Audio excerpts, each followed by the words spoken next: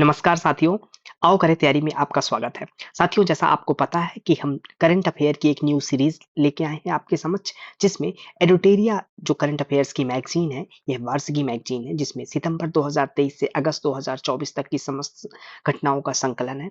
इस मैगजीन से सबसे पहले हम इसमें जो 15 प्रैक्टिस सेट दिए हुए हैं उनको कर रहे हैं। दोस्तों, हमने प्रैक्टिस सेट 1 पहले ही आपको कवर करा चुके हैं, जिसकी वीडियो आप हमारे प्लेलिस्ट में जाके देख सकते हैं। आज अब हम ये इसमें जो प्रैक्टिस सेट 2 है उसको कवर कराएंगे। जैसे हमने बताया कि इसमें सितंबर 2023 से लेके अगस्त 2024 तक की समस्त घटनाओं को कवर किया गया है। तो चलिए स्टार्ट करते हैं। हम इसमें देखते हैं, पहले प्रश्न को देखते हैं। पहला प्रश्न है, निम्नलिखित कथनों पर विचार कीजिए और सत्य कथन का चयन करना है। और इसमें स्टेटमेंट है, देखते हैं। इसमें स्टेटमेंट देखते हैं। उत्तर प्रदेश के महाराजगंज में गिद्धों का एशियन किंग प्रजाति के लिए दुनिया का पहला संरक्षण और प्रजनन केंद्र स्थापित किया गया है। दूसरा, एशियाई किंग गिद्ध आईयूसीएन रेड लिस्ट की दूसरी सूची में गंभीर रूप से संकटाग्रस्त के अंतर्गत शामिल है। और इसमें से आपको ऑप्शन को चयन करना है। तो चलिए इसका सही जवाब देखते हैं। तो जो पहला स्टेटमेंट हो जाता है, उत्तर प्रदेश के महाराजगंज में गिद्धों के एशियन किंग प्रजाति के संरक्षण के लिए संरक्षण और प्रजनन केंद्र स्थापित किया गया है। दोस्तों, यह बिल्कुल क्या हो जाता है, यह बिल्कुल सही हो जाता है। जब दूसरे ऑप्शन की बात करते हैं, एशियाई किंग को आईयूसीएन की रेड लिस्ट में गंभीर रूप से संकटग्रस्त के अंतर्गत शामिल किया गया है। दोस्तों, ये भी सही हो जाता है। इस तरीके से इस प्रश्न का सही जवाब क्या हो जाएगा, ऑप्शन सी 1 और 2 दोनों सही हो जाएंगे। अगले प्रश्न की ओर बढ़ते हैं। अगला प्रश्न है क्वेश्चन नंबर 2, नालंदा विश्वविद्यालय को वर्ल्ड हेरिटेज साइट में किस वर्ष शामिल किया गया।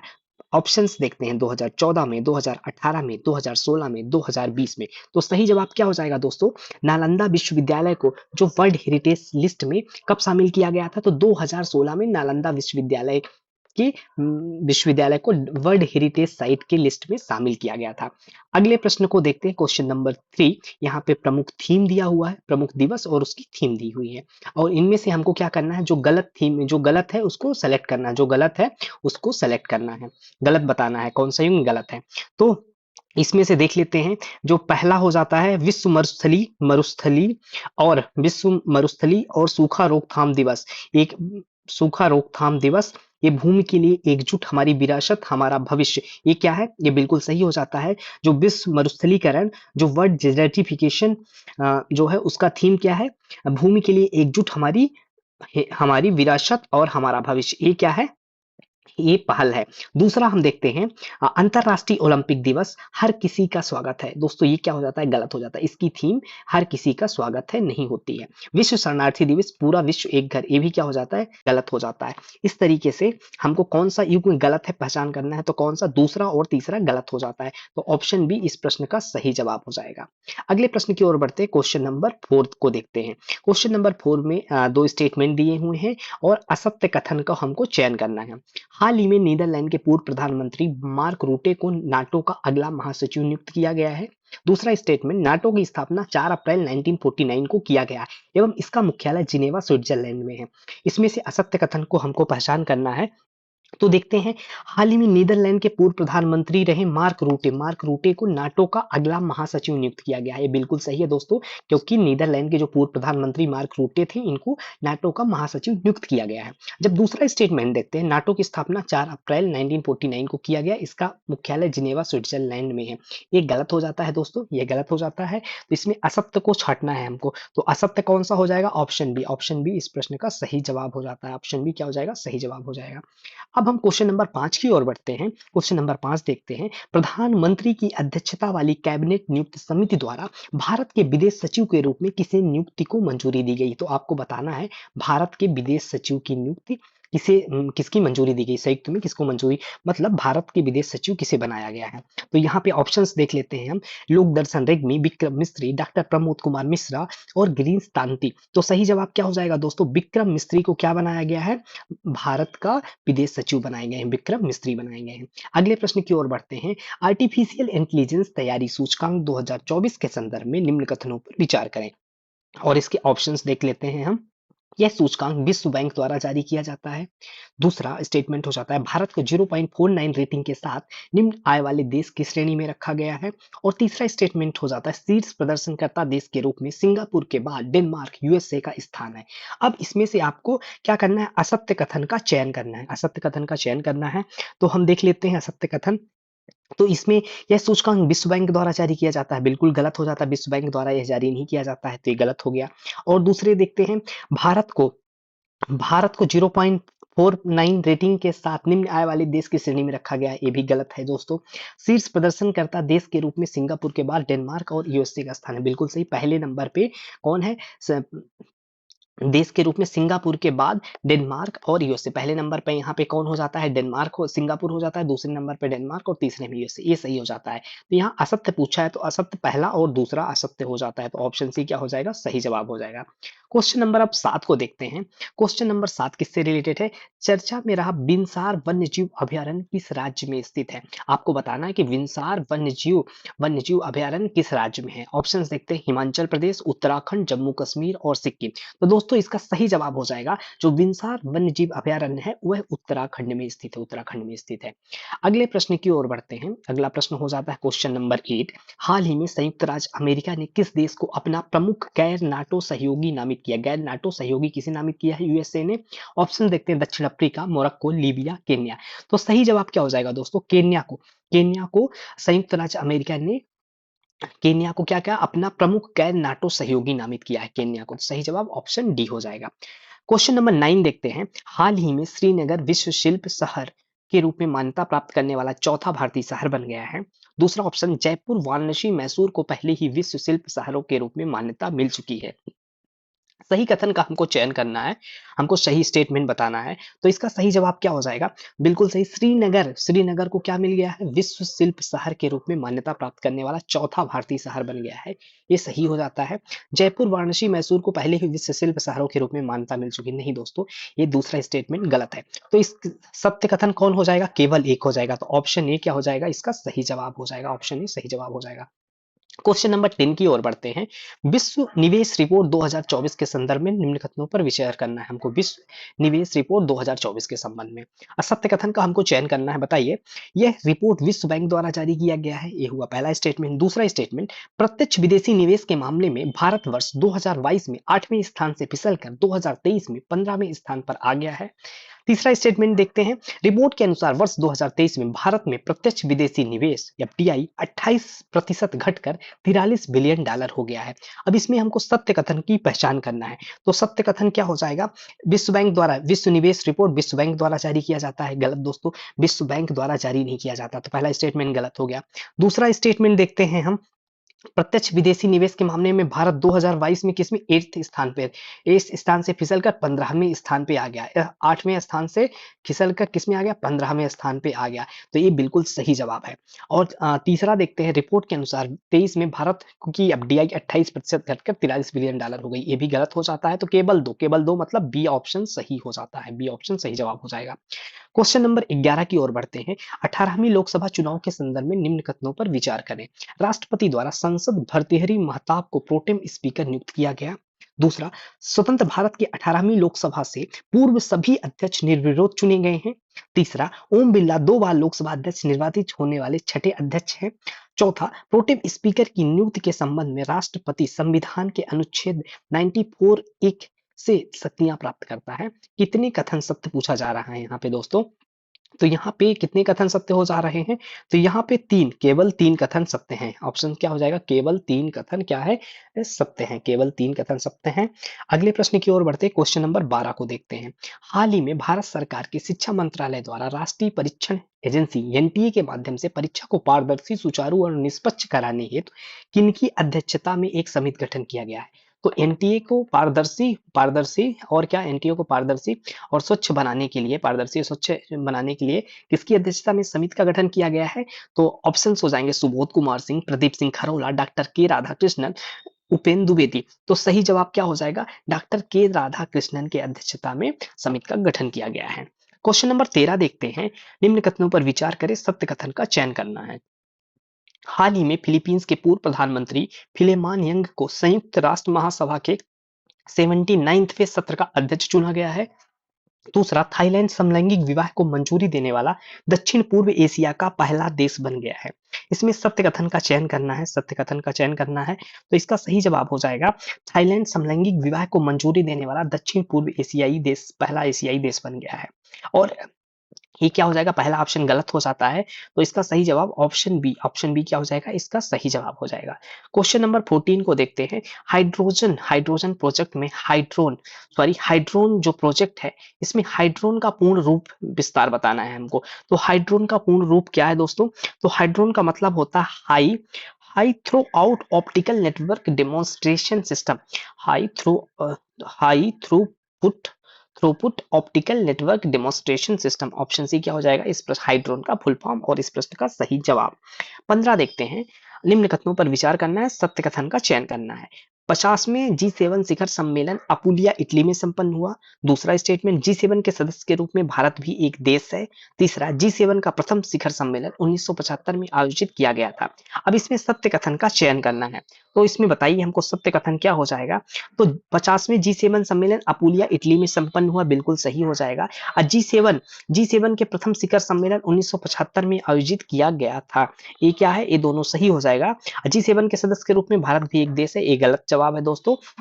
तो सही जवाब क्या हो जाएगा, ऑप्शन बी 1 और 3 इस प्रश्न का सही जवाब हो जाएगा। 16 देखते हैं। चर्चा में रहे थारिस ज्वालामुखी का संबंध किस ग्रह से है।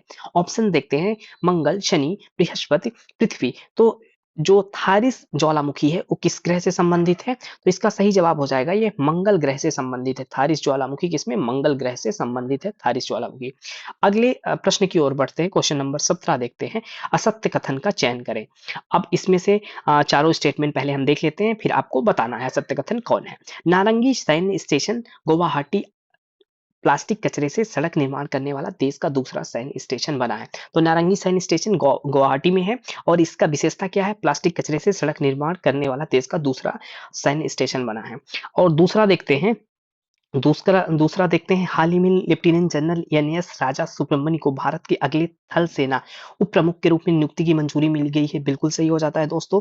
झारखंड के जामताड़ा जिले को कास्ता कोयला ब्लॉक में भूमिगत कोयला गैसीकरण के लिए भारत की पहली पायलट परियोजना की शुरुआत की गई है, ये भी बिल्कुल सही हो जाता है। विक्रम मिस्त्री भारत के 35वें विदेश सचिव होते हैं, अभी देखा। तो इस तरह से ये तीनों सही है। इसमें असत्य पूछ रहा है, इसका मतलब ऑप्शन ए क्या हो जाएगा, इस प्रश्न का सही जवाब हो जाएगा। ऑप्शन ए क्या है, असत्य है। अगला बढ़ते हैं, क्वेश्चन नंबर 18 को देखते हैं। हाल ही में यूनेस्को द्वारा केरल के कोझिकोड शहर को भारत का पहला सिटी ऑफ लिटरेचर घोषित किया गया है, तो ये बिल्कुल सही हो जाता है। कोझिकोड को क्या है, सिटी ऑफ लिटरेचर घोषित किया गया है। हाल ही में केंद्र सरकार द्वारा उत्तराखंड के जोशीमठ नगर का नाम बदलकर कैंची धाम रखने के प्रस्ताव को मंजूरी दी गई है, ये दोस्तों गलत है। जोशीमठ का नाम जो ये कैंची धाम रखने के प्रस्ताव को मंजूरी दी गई है, ये गलत है दोस्तों, ये दोनों का नाम अलग अलग है।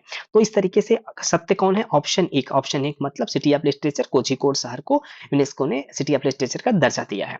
19वें प्रश्न की ओर बढ़ते हैं। किस देश के सरकार ने अंतरिक्ष मैत्री मिशन के अंतर्गत इसरो की वाणिज्यिक शाखा न्यू स्पेस इंडिया लिमिटेड के साथ $18 मिलियन के समझौता हस्ताक्षर किया है। तो इस प्रश्न से पहले आप एक फैक्ट तो ये ध्यान रख लीजिए, इसरो की वैज्ञानिक शाखा का क्या नाम है, new space India limited, NSIL। ये क्या है, इसरो की कॉमर्शियल विंग है।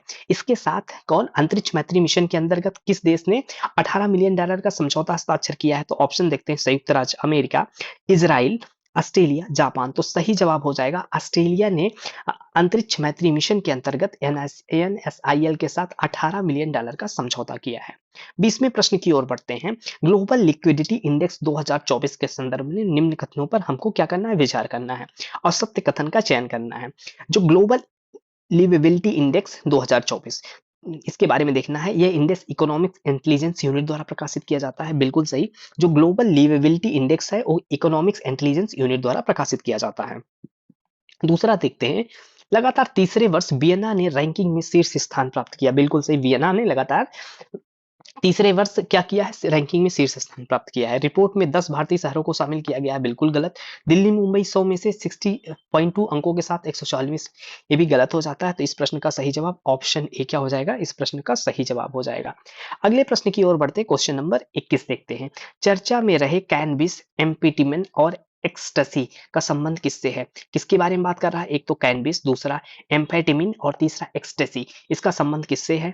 ऑप्शन देख लेते हैं। एशियाई गिद्ध के प्रकार से, कृत्रिम बुद्धिमत्ता से, नशीली दवाओं से, समुद्री कछुओं के प्रकार से। तो इसका संबंध है नशीली दवाओं से। सही जवाब क्या हो जाएगा? नशीली दवाओं से संबंध है इनका। अगले प्रश्न की ओर बढ़ते हैं। क्वेश्चन नंबर 22 को देखते हैं। क्वेश्चन नंबर 22 देखते हैं।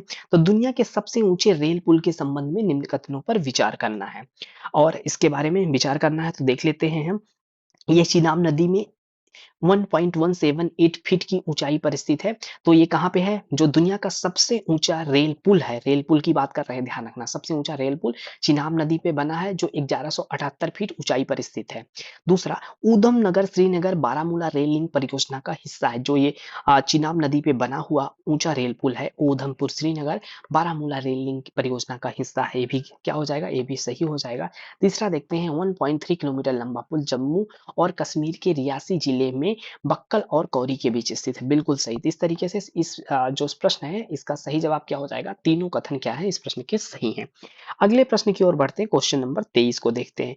23 में एक तरफ व्यक्तित्व दिया गया है, दूसरे तरफ उनकी नियुक्ति दी गई है।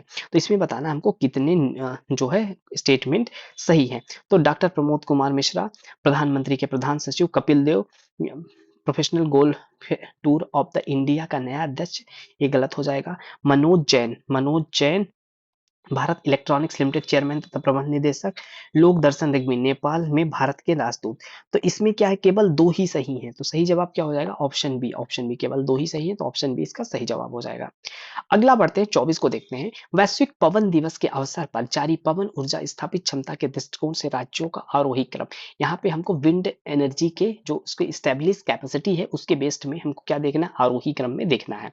तो इसमें से देखते हैं, जो अगर इसका हम देखें आरोही क्रम में, अगर हम देखें तो सबसे ज्यादा कर्नाटक, आरोही क्रम मतलब कर्नाटक, फिर उसके बाद तमिलनाडु, फिर सबसे ज्यादा कहाँ पे? गुजरात में। तो ये क्या हुआ? पवन ऊर्जा का आरोही क्रम। ये क्या है? स्टैब्लिश कैपेसिटी है, इसका आरोही क्रम हो गया। तो ऑप्शन सी क्या हो जाएगा? सही जवाब हो जाएगा। 25 नंबर क्वेश्चन को देखते हैं। इसमें हमको असत्य कथन की पहचान करना है। तो स्पेन अंतरराष्ट्रीय सौर गठबंधन में पूर्ण सदस्य के रूप में शामिल होने वाला 100वां देश बन गया है। और दूसरा स्टेटमेंट, अंतरराष्ट्रीय सौर गठबंधन की स्थापना COP15 के दौरान की गई थी। तो इसमें से असत्य कथन कौन है दोस्तों? तो ये दोनों क्या है? असत्य ही है, क्योंकि स्पेन 100वां सदस्य नहीं है और COP15 के दौरान ICIS जो इंटरनेशनल सोलर अलायंस है उसकी स्थापना नहीं हुई थी। तो ऑप्शन सी क्या हो जाएगा? सही जवाब हो जाएगा। होपेक्स अभ्यास के संबंध में निम्न कथनों पर विचार करें। यह भारतीय और मिस्र की नौसेना के मध्य संयुक्त अभ्यास है। दूसरा, यह अभ्यास का चौथा संस्करण है। सत्य कथन का हमको चयन करना है। तो अगर हम देखें तो भारतीय मिस्र की नौसेना के मध्य संयुक्त अभ्यास है, ये गलत हो जाएगा। होपेक्स, ये होपेक्स ये गलत हो जाएगा। और जो होपेक्स अभ्यास है कौन सा है? चौथा संस्करण है। बिल्कुल सही। होपेक्स का कौन सा संस्करण है? 14 संस्करण है। तो इस प्रश्न का सही जवाब क्या हो जाएगा? ऑप्शन बी, केवल 2 इस प्रश्न का सही जवाब हो जाएगा। क्वेश्चन नंबर 27 को देखते हैं। हाल ही में खबरों में रहा नागास्त्र वन खबरों में रहा है, ये क्या है? तो नागास्त्र वन पृथ्वी अवलोकन उपग्रह है कि मानव पोर्टेबल आत्मघाती ड्रोन है कि परमाणु बैलिस्टिक पनडुब्बी है या कि चौथा डी ब्रह्म ग्रह है? तो आपको बताना है कि ये क्या है। तो नागास्त्र वन क्या है दोस्तों? ये मानव पोर्टेबल आत्मघाती ड्रोन है। आत्मघाती ड्रोन है नागास्त्र वन। अगला बढ़ते हैं, 28 को देखते हैं। हाल ही में WHO ने किस चिकित्सा संस्थान को पारंपरिक चिकित्सा में मौलिक और साहित्यिक अनुसंधान के लिए WHO सहयोग केंद्र के रूप में नामित किया है? ऑप्शंस देख लेते हैं। राष्ट्रीय भारतीय चिकित्सा विरासत संस्थान हैदराबाद, राष्ट्रीय आयुर्वेद संस्थान जयपुर, एम्स दिल्ली या कि KGMU लखनऊ। तो किसे सेंटर बनाया गया है? तो ये भारतीय राष्ट्रीय चिकित्सा विरासत संस्थान हैदराबाद को बनाया गया है पारंपरिक चिकित्सा के मौलिक और साहित्यिक अनुसंधान के लिए। क्या बनाया गया? सेंटर बनाया गया है। 29 को देखते हैं। सिरिल रामफोसा, किसकी बात कर रहे हैं हम? सिरिल रामफोसा को बात कर रहे हैं। किस देश के राष्ट्रपति को दोबारा चुने गए हैं? तो कहाँ के सिरिल रामफोसा कहाँ के दोबारा राष्ट्रपति चुने गए हैं? केन्या, दक्षिण अफ्रीका, रवांडा, नाइजीरिया। तो कहाँ के चुने गए हैं दोस्तों? तो ये दक्षिण अफ्रीका, सिरिल रामाफोसा दक्षिण अफ्रीका के दोबारा चुने वाले राष्ट्रपति हैं। नेक्स्ट देखते हैं 30 नंबर। हाल ही में खबरों में रहा K2-18b क्या है? तो एक्सो प्लेनेट है, छोटा तारा है, ब्लैक होल है, पनडुब्बी है। तो क्या है दोस्तों? ये एक्सो प्लानट है। K2-18b ये क्या है? एक्सो प्लानट है। एक्सो प्लानट है। K2-18b एक तरह से एक्सो प्लानट है। अगले प्रश्न की ओर बढ़ते हैं। क्वेश्चन नंबर 31 को देखते हैं। अगस्त 2024 में बहुराष्ट्रीय वायु अभ्यास तरंग शक्ति 2024 की मेजबानी कौन सा देश करेगा? तरंग शक्ति की मेजबानी कौन करेगा? Germany, France, Spain, Bharat. तो इसका सही जवाब क्या हो जाएगा दोस्तों? जो तरंग शक्ति 2024 है, उसको ये क्या है, पहली चीज ये भी पता होना चाहिए, एक बहुराष्ट्रीय वायु अभ्यास है जिसकी मेजबानी भारत करने जा रहा था। तो तरंग शक्ति की मेजबानी भारत करेगा। अगला 32, हाल ही खबरों में रहा एडीज एल्बोपिटिक्स। एडीज एल्बोपिटिक्स क्या है? एडीज एल्बोपिक्स क्या है? मच्छर है, मेढक है, मकड़ी है, चींटी है? तो सही जवाब क्या हो जाएगा? एडीज एल्बोपिक्स एक तरह का मच्छर है। ये क्या है? मच्छर है। क्वेश्चन नंबर 33, समाचारों में रहा मस्त 6000। मस्त क्या बात कर रहे हैं? मस्त 6000 किस संस्थान द्वारा विकसित किया गया है?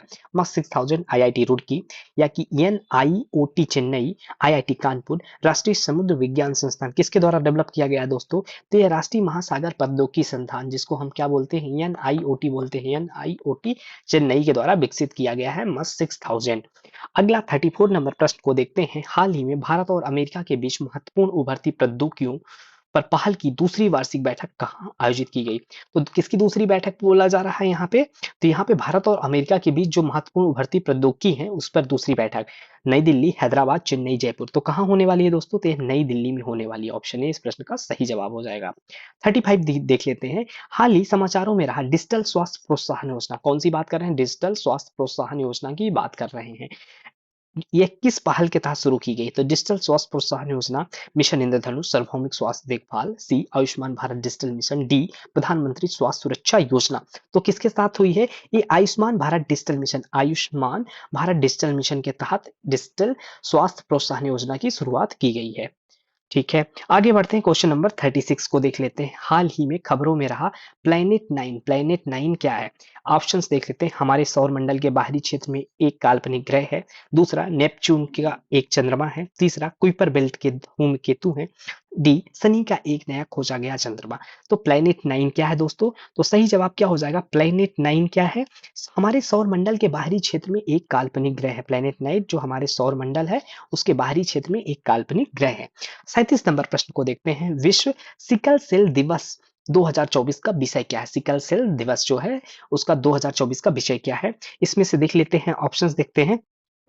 प्रगति के माध्यम से आशा वैश्विक स्तर पर सिकल सेल देखभाल को आगे बढ़ाना, यही दोस्तों क्या हो जाएगा? इस प्रश्न का सही जवाब हो जाएगा। क्या? प्रगति के माध्यम से आशा वैश्विक स्तर पर सिकल सेल देखभाल को आगे बढ़ाना। तो ये क्या हो जाएगा? यही ऑप्शन ए क्या हो जाएगा? इस प्रश्न का सही जवाब हो जाएगा। क्वेश्चन नंबर 38 देखते हैं। हाल ही में कौन सा देश समलैंगिक विवाह को मान्यता देने वाला दक्षिण पूर्व एशियाई देश बन गया है? तो समलैंगिक विवाह को क्या दिया है? ये मान्यता देने वाला। Option, Thailand, Malaysia, Vietnam, Singapore. तो सही जवाब क्या हो जाएगा? थाईलैंड दक्षिण पूर्व एशिया का अम, एशिया को क्या, किसके लिए? समलैंगिक विवाह को मान्यता देने वाला ये पहला देश बन गया है। कौन सा? थाईलैंड। क्वेश्चन नंबर 39 देखते हैं। हाल ही खबरों में रहा घोड़बंदर किला किस राज्य में स्थित है? प्रश्न है घोड़बंदर किला किस राज्य में स्थित है? महाराष्ट्र, मध्य प्रदेश, बिहार और राजस्थान। तो सही जवाब हो जाएगा घोड़बंदर किला जो है वो महाराष्ट्र में स्थित है। महाराष्ट्र में स्थित है। अगला 40 नंबर प्रश्न को देखते हैं। हाल ही में भारत सरकार द्वारा अनुमोदित राष्ट्रीय फॉरेंसिक इंफ्रास्ट्रक्चर संवर्धन योजना का उद्देश्य क्या है? ऑप्शंस देखते हैं। यहाँ पे हम बात कर रहे हैं, आपको भूलना नहीं है, राष्ट्रीय फॉरेंसिक इंफ्रास्ट्रक्चर संवर्धन योजना। इसका उद्देश्य हमको देखना है। तो स्वास्थ्य सेवा के बुनियादी ढांचे में सुधार करना, आपराधिक फॉरेंसिक बुनियादी ढांचे को मजबूत बनाना, शैक्षिक सुविधाएं बढ़ाने के लिए परिवहन प्रणालियों को विकास करना। आप बात कर रहे हैं राष्ट्रीय फॉरेंसिक इंफ्रास्ट्रक्चर संवर्धन योजना, तो इसका उद्देश्य भी क्या होगा? आपराधिक फॉरेंसिक बुनियादी ढांचे को मजबूत करना। ये इसका सही जवाब हो जाएगा। ऑप्शन बी सही जवाब। 41 नंबर प्रश्न की ओर बढ़ते हैं। खबरों में रहा इंडिकोनेमा। इंडिकोनेमा क्या है? तो ये क्या है? गुम्फोनेमाइड डाइटम का नया वंश है, मकड़ी की नई खोजी गई प्रजाति है, परमाणु बैलिस्टिक पनडुब्बी है, प्राचीन सिंचाई तकनीक है। तो इंडिकोनोमा क्या है? इंडिकोनेमा एक तरह से हम बात करें तो ये गुम्फोनेमाइड डाइटम का एक नया वंश है। तो ऑप्शन ए क्या हो जाएगा? इस प्रश्न का सही जवाब हो जाएगा। अब हम बढ़ते हैं 42 नंबर प्रश्न की ओर। अगर हम 42 नंबर प्रश्न देखते हैं। हाल ही में वन्यजीव विशेषज्ञों की एक टीम ने पहली बार किस राष्ट्रीय उद्यान में धारीदार सीसीलियन की उपम स्थित दस्तावेजीकरण किया? धारीदार सीसीलियम, इसका मतलब इथियोपिकिस एसपीपी की उपम स्थिति का दस्तावेजीकरण किया? ऑप्शन देखिए, काजीरंगा, रायमोना राष्ट्रीय उद्यान, मानस राष्ट्रीय उद्यान, उरांग राष्ट्रीय उद्यान। तो धारीदार सिसिलियन का कहाँ पे किया है? तो इसका सही जवाब हो जाएगा काजीरंगा राष्ट्रीय उद्यान। काजीरंगा राष्ट्रीय उद्यान में दस्तावेजीकरण किया गया है।